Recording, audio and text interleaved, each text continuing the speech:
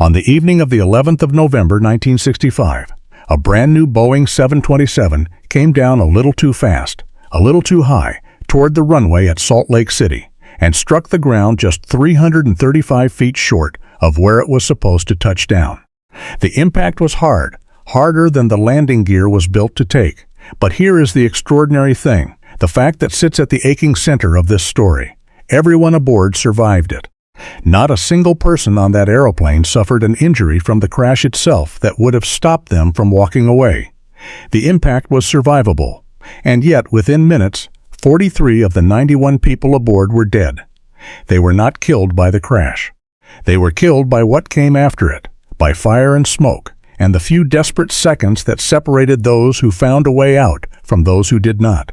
This is the story of United Air Lines Flight 227, a crash that no one should have died in, and of how the deaths of 43 people who survived the impact only to be trapped by the fire would go on to change the way every airliner in America is built and evacuated to this day.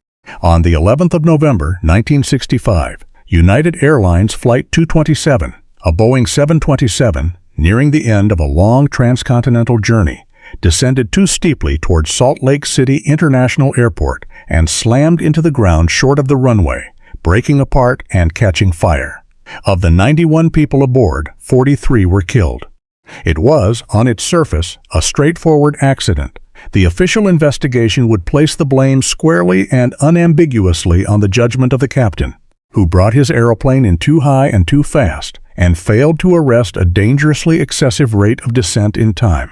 But beneath that simple verdict lies a far more haunting and consequential story, because of one devastating fact that the investigators established beyond doubt. The crash itself was survivable. The impact, violent as it was, killed no one.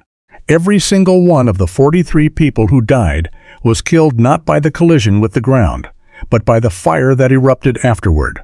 A fire that spread through the cabin as passengers struggled to escape, claiming the lives of those who could not get out fast enough.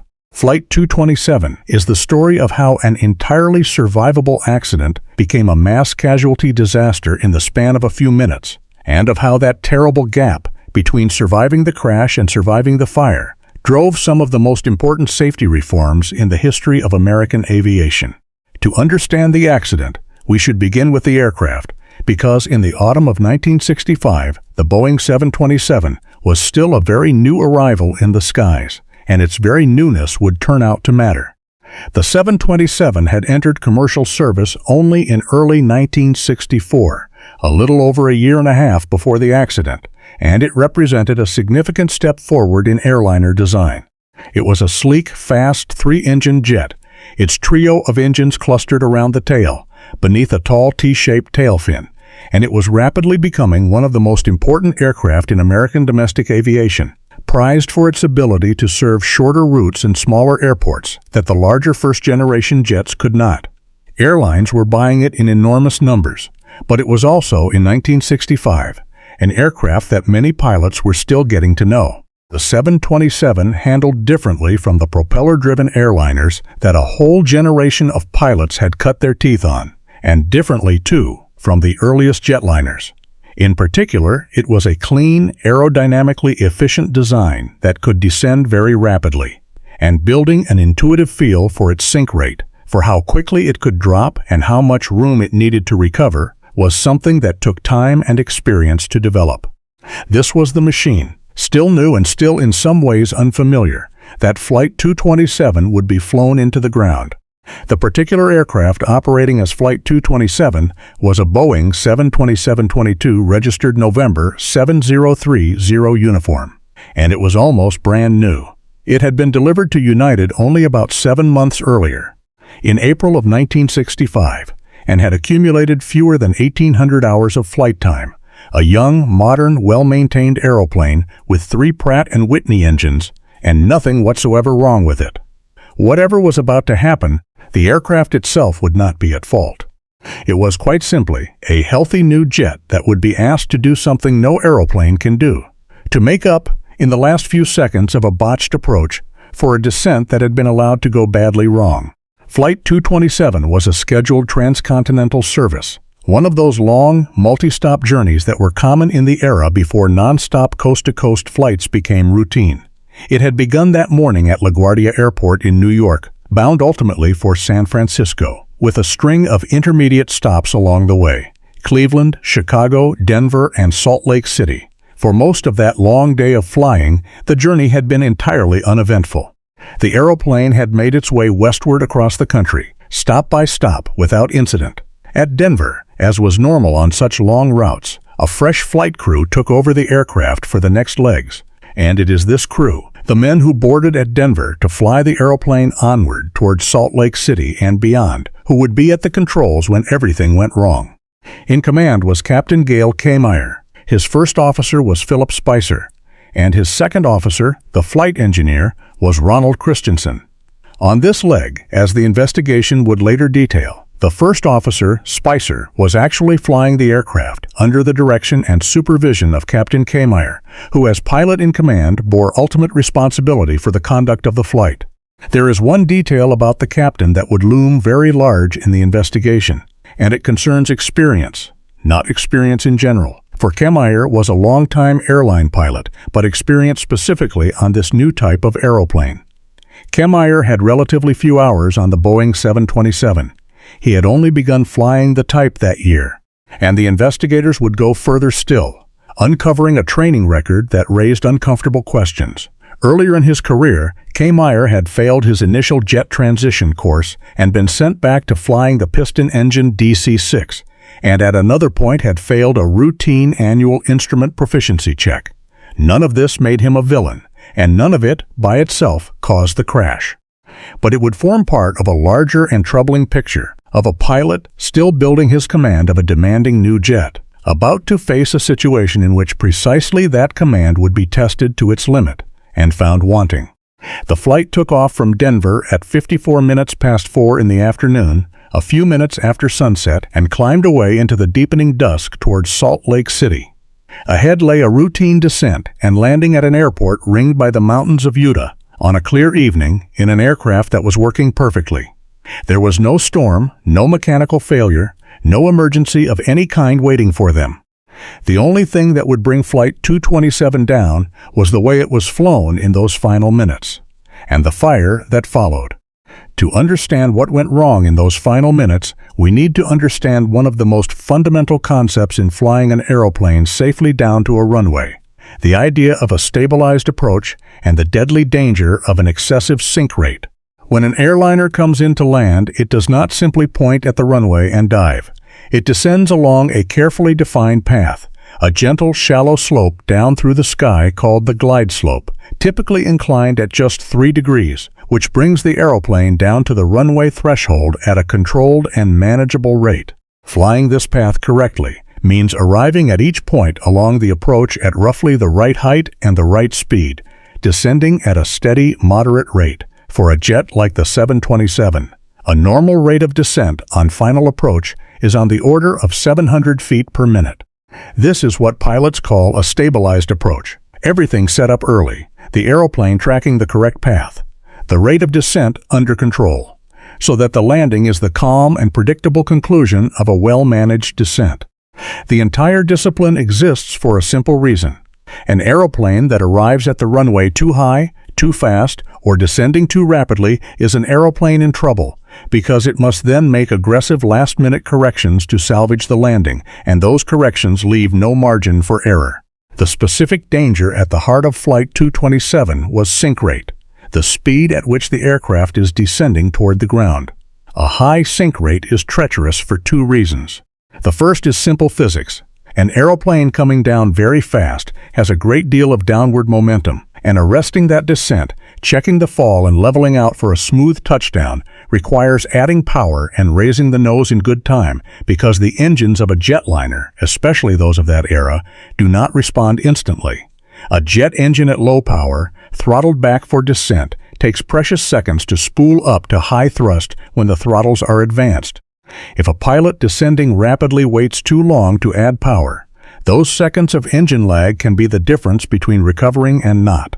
The aeroplane keeps sinking at its high rate while the engines are still winding up, and by the time they finally deliver their thrust, the ground has arrived. The second danger is perceptual, and it was particularly acute in the still unfamiliar 727. A clean, efficient jet can build a high sink rate without it being immediately obvious to the crew, and a pilot without a deeply ingrained feel for the type may not fully register just how fast the ground is coming up until it is very nearly too late. And an excessive sink rate is exactly what Flight 227 developed on its approach to Salt Lake City, the direct result of arriving at the final approach far too high. As the aeroplane neared the airport, it was well above the proper glide slope, and to have any hope of reaching the runway it needed to lose that excess altitude quickly, so it came down fast.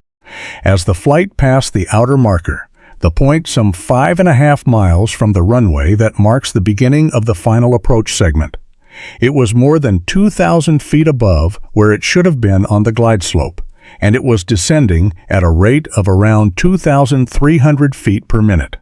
That figure deserves to be sat with, because it is the crux of the entire accident. 2,300 feet per minute is roughly 3 times the normal, safe rate of descent for that aeroplane on final approach. Flight 227 was, in effect, falling toward the runway at triple the rate it should have been, plunging to salvage an approach that had been set up far too high, in a brand new jet whose sink rate the captain did not have the deep experience to intuitively judge. This was a profoundly dangerous situation, but it was still, at this point, entirely recoverable, if power were added promptly and decisively to arrest that tremendous rate of descent before the aircraft got too low.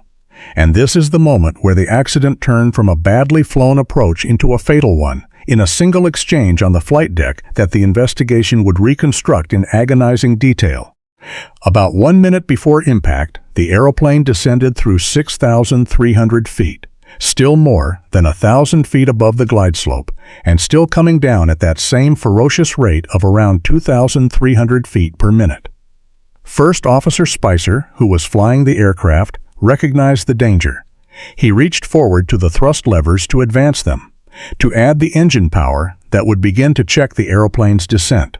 It was the correct instinct, the right action. At very nearly the last moment it could still have done some good. But Captain K-Meyer stopped him. The captain brushed the first officer's hand away from the thrust levers and said, "Not yet." Those 2 words are the heart of the tragedy. In telling his first officer to wait, in overriding the one action that might yet have arrested the deadly sink rate with enough time to matter, K-Meyer let the aeroplane continue to plunge toward the ground with its engine still throttled back, at a moment when every passing second was closing the margin for survival. The captain apparently believed there was still time, that the approach could yet be salvaged, that power was not needed just yet. He was wrong, and by the time it became undeniable that power was needed, urgently, immediately, it was too late for the engines to save them. The final seconds unfolded with a cruel inevitability. At about 30 seconds before impact, the aeroplane was 1,000 feet above the ground and just over a mile from the runway, still descending far too fast. The captain would later say, in his account after the crash, that at this point he had moved the thrust levers all the way to takeoff power, and that the engines had failed to respond properly, an assertion that, if true, would have shifted some measure of blame onto the aircraft, but the evidence contradicted him. Both the testimony of the other 2 crew members on the flight deck and the hard data recorded by the flight data recorder indicated that the attempt to add power actually occurred only about 10 seconds before impact, far later than the captain claimed, and far too late to spool up the engines and arrest the descent in time. The aeroplane needed power added with room to spare. Instead, it got power added at the last possible instant, with the ground already rushing up. At around 52 minutes past 5 in the evening, roughly 40 minutes after sunset, with its nose just coming up and its engines only beginning to spool toward the thrust that had been demanded too late, United Air Lines Flight 227 struck the ground. It hit hard, 335 feet short of the runway threshold, with a vertical force of about 4.7 times the force of gravity, a violent impact far in excess of what the landing gear had been designed to absorb. The aeroplane had, quite literally, fallen short. And here we arrive at the terrible, defining truth of this accident, the fact that transforms it from a story about a badly flown approach into something far more important and far more heartbreaking. Because the impact, violent as it was, did not kill anyone. The crash was survivable. This is not speculation. It was the firm conclusion of the official investigation, established from careful examination of the wreckage and the injuries. When the aeroplane struck the ground at 4.7 times the force of gravity, the deceleration was severe, but it was within the limits of what a human body, properly restrained in an aircraft seat, can endure. The investigators determined that none of the occupants suffered traumatic injuries from the impact itself that would have prevented them from escaping the aeroplane.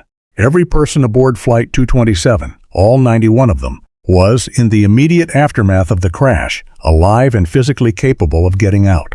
In a very real sense, at the moment the aeroplane came to rest, this was not yet a fatal accident at all. It was a survivable crash, and whether the people aboard lived or died now depended entirely on one thing: whether they could get out of the aircraft before the fire reached them. The fire had been born in the very instant of impact, through a chain of mechanical destruction that turned the aircraft's own fuel against everyone inside it.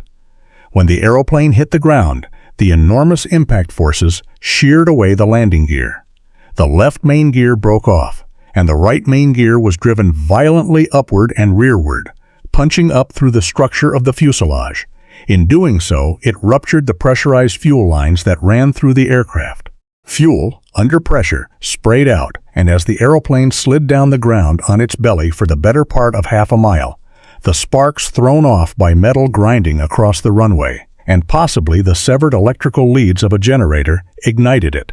The fire did not stay outside the aircraft. It erupted inside the cabin, in the enclosed space packed with the very people who had just survived the impact. The entire roof and forward cabin area were in short order consumed by flame. What followed in that burning cabin was a desperate race against time, the few minutes, and in many cases the few seconds, that separated survival from death. And it is worth being clear-eyed but careful here, because behind the statistics lies profound human suffering, and it deserves to be treated with respect rather than sensationalism. Of the 91 people aboard, 50 managed to escape the burning aeroplane. Many of them were badly injured, suffering serious burns as they fled through a cabin filling with fire and smoke, but they got out and they lived. The remaining 41 occupants did not. They were overcome by the dense choking smoke, by the intense heat, by the flames themselves, or by some combination of all three, before they were able to reach an exit and escape. They had survived the crash. They could not survive the cabin. The distinction matters enormously, and not merely as a technicality. It means that these were not deaths that occurred at the moment of impact, beyond anyone's power to prevent. They were deaths that occurred in the minutes afterward, in the gap between a survivable crash and a completed escape, which means they were, at least in principle, preventable. Every factor that slowed the evacuation, every obstacle between a passenger and an open exit, every second lost to confusion or a blocked path or an unstaffed door, translated directly into lives lost. The investigation would examine that evacuation closely, and among its findings was a recognition that the escape had not gone as well as it might have. Had the aircraft's flight attendants all been optimally positioned, and had access to the overwing emergency exits been better, the passenger evacuation might have proceeded more rapidly, and had it done so, fewer people might have died. In the brutal arithmetic of a post-crash fire, the difference between the people who lived and the people who died was, in many cases, simply how quickly they could get to a way out. The emergency response reached the scene quickly. Within about 3.5 minutes of the crash, airport crash trucks had arrived and begun applying foam to the fire, positioning themselves near the tail. Salt Lake City Fire Department units arrived roughly 10 minutes after being notified, adding their efforts to the battle against the flames. But for those trapped inside the burning cabin, even minutes were more time than they had. The fire moved faster than any rescue could. By the time the flames were brought under control, 43 people were dead, every one of them, the investigators concluded, killed by the fire and its effects rather than by the crash that had, in the end, been survivable. That so many survived is a testament to those who got out and helped others out in those chaotic minutes. That so many died is the reason Flight 227 would not be allowed to become just another accident report, filed away and forgotten. The sheer wrongness of it, that dozens of people had lived through a plane crash only to die because they could not escape a fire in the wreckage, demanded a response. It raised a question that the aviation industry could no longer avoid. If an accident was survivable, why had so many people not survived it? And the pursuit of an answer to that question would reshape the design and operation of airliners across the country. There is a small, haunting detail that captures the scale of the loss more vividly than any statistic. In the ordinary course of things, a single day's records for the state of Utah might contain 15 or 20 deaths, the normal, quiet tally of an ordinary day. On the 11th of November, 1965, that number was more than 50, the great majority of them tied to a single event, the fire on the runway at Salt Lake City. In the space of a few minutes, on a clear evening at the end of a routine flight, dozens of lives that should have continued for decades were simply ended, not in some remote and unreachable catastrophe, but on the ground at a city airport, within sight of the terminal, in a crash that the people who died had already lived through. Each of those numbers was a person who had boarded an aeroplane that morning expecting an utterly ordinary journey, who had survived the terrifying moment of impact, and who then found themselves in a burning cabin with only seconds to escape. The investigation into Flight 227 fell to the Civil Aeronautics Board, the federal body then responsible for American aviation accidents, and it reached a conclusion that was, on the question of immediate cause, unequivocal. The board placed the blame for the accident squarely and entirely on the captain's judgment. Kamier had conducted the final approach from a position that was too high and too close to the airport to allow a descent at a normal, safe rate. He had permitted the aeroplane to come down the final approach, in visual conditions, at roughly 3 times the safe sink rate. And most damningly, he had prevented his first officer from adding the power that might have arrested that descent in time, telling him not yet at the very moment when now was the only answer that could have saved them. It was, in the language of the report, a failure of judgment by the pilot in command, and the picture was not helped by the discovery of Kamier's checkered training history, the failed jet transition course, the failed instrument check, which suggested a pilot who had struggled, more than once, with precisely the kind of demanding airmanship that his command of a new jet required. But there was a broader context to Flight 227 that made it more than an isolated case of one pilot's misjudgment, and it had arrived, shockingly, only 3 days earlier, on the 8th of November, 1965, just 72 hours before Flight 227 came down at Salt Lake City. Another Boeing 727, American Airlines Flight 383, had crashed on its approach to Cincinnati, also falling short, also with heavy loss of life.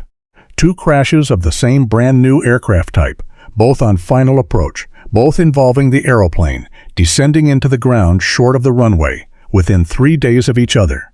It was enough to raise urgent questions about whether there was something about the 727 itself, not a mechanical defect, but something about the way it flew, the way it descended, the way it invited or concealed a dangerous sink rate, that was catching pilots out.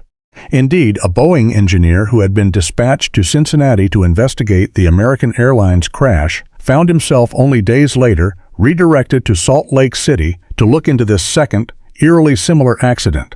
The 727 was suddenly, and understandably, under intense scrutiny.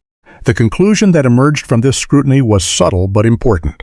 The 727 was not, in the end, found to be a defective or unsafe aircraft. It would go on to become one of the most successful and widely flown airliners in history, with a long and generally excellent safety record. But these early accidents underscored that it was a demanding aeroplane, that pilots transitioning from older types needed to be trained to fly with real care, particularly in the management of its descent and sink rate on approach. The very qualities that made the 727 such a capable machine, its aerodynamic cleanness, its ability to descend quickly, could become hazards in the hands of a crew who had not yet developed a deep, instinctive feel for them. Flight 227, alongside its Cincinnati counterpart, helped drive home the need for better training on the type, for ensuring that pilots moving on to the 727 truly understood its approach characteristics before they were entrusted with a cabin full of passengers. Yet the most far-reaching legacy of Flight 227 came not from the question of why it crashed, but from the question of why so many people died in a crash that was survivable. This was the issue that would not let go, and the pursuit of an answer produced changes that have protected air travelers ever since. The central, damning fact drove everything. The impact had been survivable, and the fire had killed 43 people who would otherwise have lived. So the reforms took aim, directly and deliberately, at that lethal sequence, at the fire and at the evacuation. The fire had started because the failure of the landing gear had ruptured the fuel lines, spilling fuel that was then ignited. And so a fundamental change was made to the way fuel systems were built. New requirements demanded that fuel lines be able to withstand a crash of this magnitude without rupturing, that they be made more flexible and resilient, so that a survivable impact would not sever them and turn spilled fuel into an inferno. The single mechanical link that had turned a survivable crash into a fatal fire, the fragile fuel line broken by the collapsing gear, was, in effect, engineered out. If the fuel lines could survive the impact, then the fire that killed everyone aboard Flight 227 might never start in the first place. The second great reform addressed the evacuation itself, the desperate race to the exits in which so many had been lost. The investigation had noted that the escape might have gone faster and saved more lives had the flight attendants been better positioned and the emergency exits more readily accessible. And so new requirements were introduced governing the positioning of cabin crew. Flight attendants would be stationed at the emergency exits during takeoff and landing, the very phases of flight when an accident is most likely, so that in the critical seconds after a crash, trained crew members would be right there at the doors, ready to open them and direct the evacuation without a moment's delay. The idea that a flight attendant should be seated near an exit for takeoff and landing, so familiar to every air traveler today that it goes almost unnoticed, is in part an inheritance from Flight 227, a lesson written in the deaths of people who could not reach an exit in time. Alongside these changes came the broader push, already reinforced by the accident, toward improved pilot training on new aircraft types. Together, these reforms represented a significant strengthening of the entire framework of survivability, the recognition that it is not enough for an aircraft to protect its occupants during a crash. It must also give them every possible chance to get out alive afterward. It is worth pausing to appreciate what a profound shift this represented in how the aviation world thought about accidents. For much of aviation's history, the implicit assumption had been that a serious crash was simply a catastrophe to be avoided at all costs, and that if one occurred, the deaths it caused were a tragic but inevitable consequence. Flight 227 and a growing body of accidents like it forced a different and more demanding way of thinking, the recognition that crashes exist on a spectrum, that many impacts are in fact survivable, and that a huge number of the people who die in aviation accidents die not from the impact itself, but from what happens in its aftermath, from fire, from smoke, from toxic fumes, from the failure to evacuate in time. This insight gave rise to an entire discipline within aviation safety, sometimes called crash survivability, devoted to a deceptively simple goal: making sure that people who survive the initial impact of a crash also survive the minutes that follow. It is a field concerned with fuel systems that do not rupture and ignite, with cabin materials that do not burn or give off poisonous smoke, with seats that stay anchored to the floor, with exits that open reliably and evacuation routes that stay clear, with crew trained to empty an aircraft in 90 seconds, and Flight 227, with its unbearable gap between a survivable crash and 43 fire deaths, stands as one of the accidents that helped bring that discipline into being. The people aboard had proven that the impact could be survived. The tragedy was that surviving the impact had not been enough, and the response was to widen the definition of safety to encompass everything that happens after the aeroplane comes to rest. In the end, United Air Lines Flight 227 endures as one of those pivotal accidents whose importance far outstrips the simple facts of its cause. The cause, after all, was almost mundane in its familiarity. A captain brought his aeroplane in too high and too fast, descended too steeply, waited too long to add power, and fell short of the runway. Pilots had been making variations of that mistake since the earliest days of aviation. What makes Flight 227 matter? What earns it a permanent place in the history of air safety is everything that happened in the minutes after the aeroplane came to rest. The survivable impact, the ruptured fuel lines, the fire in the cabin, and the 43 people who lived through the crash only to die because they could not escape what came after. It is those 43 deaths and the fact that they need not have happened that give the accident its enduring power. They were not, in a sense, killed by the fall. They were killed by the gap between surviving a crash and surviving its aftermath, a gap that aviation, spurred by this accident and others like it, set about closing. Every reinforced fuel line that holds together in an impact, every flight attendant seated by an exit as an aeroplane descends toward a runway, every passenger who walks away from a survivable accident that might, in an earlier era, have become a fatal fire. All of it traces back, in part, to the lessons paid for on the ground at Salt Lake City on that November evening in 1965. The people who died on Flight 227 did not die in vain. But they should not have had to die at all, and it is the aviation world's ongoing effort to honor that truth, to ensure that survivable accidents remain survivable all the way to safety, that stands as their most fitting memorial. 91 people boarded a routine flight toward San Francisco on the 11th of November, 1965. 43 of them died within sight of a runway they had very nearly reached, in a crash that each of them, at the moment of impact, had already survived. The distance between falling short and coming home safely that night was measured in a few hundred feet of runway, and in the handful of seconds it took a fire to do what the crash itself had not.